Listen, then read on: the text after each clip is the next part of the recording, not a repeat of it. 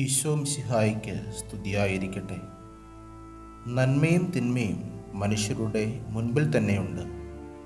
ഇഷ്ടമുള്ളത് തിരഞ്ഞെടുക്കുക എന്നത് നമ്മുടെ അധികാരമാണ്, അല്ലെങ്കിൽ ചോയ്സാണ്.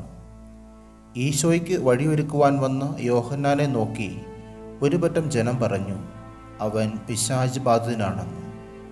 പിന്നാലെ വന്ന ഈശോയെ നോക്കിക്കൊണ്ട് കുറച്ച് ജനങ്ങൾ പറഞ്ഞു, ഭോജനപ്രിയനും പാപികളുടെ സ്നേഹിതനുമായ മനുഷ്യൻ എന്ന്.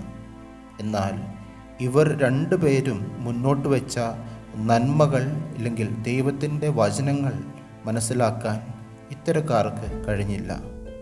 അതെ, ഇന്നും എനിക്കും നിനക്ക് മുൻപിൽ നന്മയും തിന്മയുമുണ്ട്. ഇഷ്ടമുള്ളത് തിരഞ്ഞെടുക്കാം സ്വന്തം മനസ്സാലെ. എല്ലാവരെയും ദൈവം അനുഗ്രഹിക്കട്ടെ.